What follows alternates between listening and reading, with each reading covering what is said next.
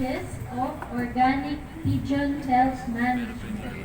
So ito pong seminar na to, actually, simula October or September last year, ito po ang pinapresent ko.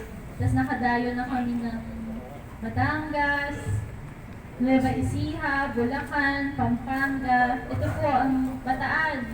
Ito po ang aming sinishare sa inyo. Tapos meron din nga akong kapartner na vet, si Doc Vero. Ito din po ang sinishare mo. So, ang presentation ko po, gusto namin i-promote yung natural way. Parang purely natural. Kung kaya, iwas po tayo ng synthetic tulad ng mga antibiotic. So, yan. Explain ko po mamaya. Ay, ito last na palang segue. Gusto ko na rin po kayong invite sa World Game Fowl Expo. Ngayong Friday na po siya. Friday to Sunday po sa World Trade Center, Manila. Medyo malapit-lapit naman po kayo siguro. Trade pa rin pala ulit. So, World Trade pa rin. World Trade. Ito po. Dito po tayo nakapwesto. Number 239 to 240 po. Ayan. Nandun din po si Idol Reggie. And magpaparaffle din po ulit siya. So, kung hindi kayo naswerte ngayon, may marami pang tsansa dyan sa World Game Fowl Expo. Tapos kasama rin po namin yung tropang champion na yan. Sila Sir A, Sir Neil. Okay, yun na. Ang entrance fee po dito sa pagkakaalam ko ay 250 pesos. Pero kung araw na, tapos may entrance ka na rin sa kanilang Pet Expo tsaka Pigeon Expo.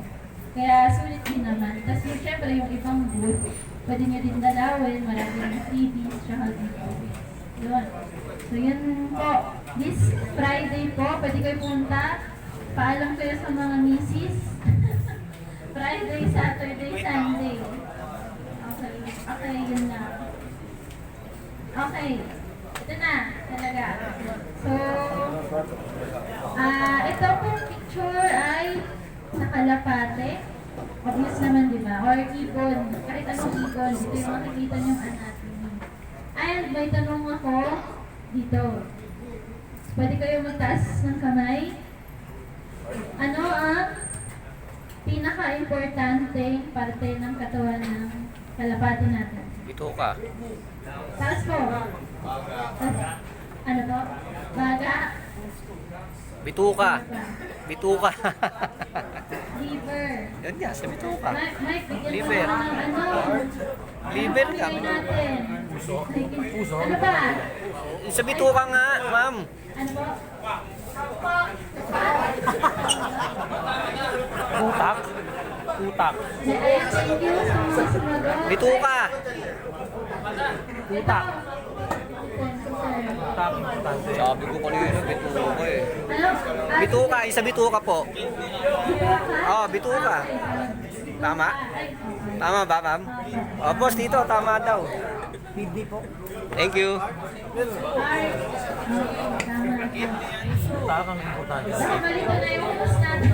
Utak daw. Utak ko. Sige, okay. Kachamba. Thank you po sa lahat ng sumagot.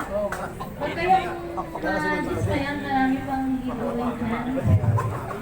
So, actually, narinig natin yung sagot. Baga, atay, liver, Bituka. puso, pakpak. Yun, tama naman lahat. Wala namang mali.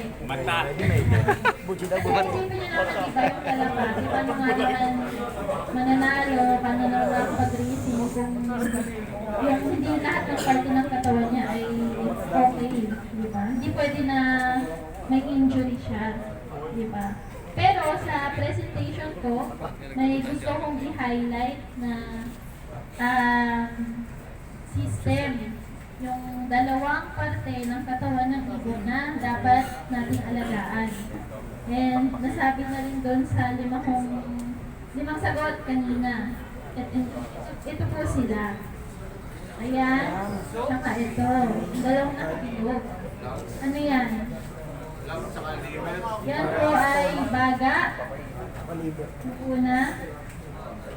Saka atay. Yan. So, baga, atay, lungs, and liver. Bakit? So yan ang ating, ayun, i-share ko sa inyo. Bakit itong dalawang to ang pinaka-dapat natin alagaan? So, punta muna tayo sa baga, Liver sa masala sa lahat. sa respiratory system ng ibon. Ito po, kung titingnan nyo kasi yung anatomy ng kalapate, Lamok ba yun? ito yung makikita nyo. Yan po, lahat po yung nandyan ay respiratory parts ng katawan nila. So, yan, ito nga yung sinasaulo ko nung nag-aaral pa akong vet-med. Pero syempre, hindi naman kailangan anuhin natin sa uluhin. Gusto ko lang malaman nyo kasi sa ibon, merong kakaibang struktura sa respiratory system nila na wala sa tao. Sa ibon lang po ito, sa kalapate, pati na rin po sa manok panabong, sa mga parrot, sa lovebirds, lahat ng klaseng ibon. Meron sila nito na wala tayo. Ano yun? Ito po, yan ay tinatawag nating air sacs. Yan po. Air sac. So, sa parte ng ibon kasi, makikita niyo itong air sacs na parte na ng respiratory system nila. So, meron tayong 5 pares, tas may isang hiwalay. Ito. So, 1, 2, 3, 4, 5. 5 pares. Yung isa, mag-isa lang siya. Ito yun, yung nasa interclavicular air sac. So, kung mapapansin nyo, itong respiratory air sacs nila, kalat siya, di ba? Kalat siya sa parte ng ibon. Nakapaligid siya sa buong katawan. So, ano ibig sabihin nun? Kailangan niya lahat. Mamaya sa next slide ko. Nakapalibot yung respiratory system niya sa katawan niya. Tayo, nasan ba ang baga natin? Dito lang, di ba? Ang Taas lang. respiratory system natin, baga, yung trachea, ilong, tsaka bibig, panghinga. Yun lang. Hanggang dito. So hanggang dibdib lang natin. Pero sa ibon, isipin niyo, Oo. ito, ayun, hanggang puwetan, Oo. may parang ginagamit nila para makahinga. Diba? Isipin niyo yun. Dito sa, yan,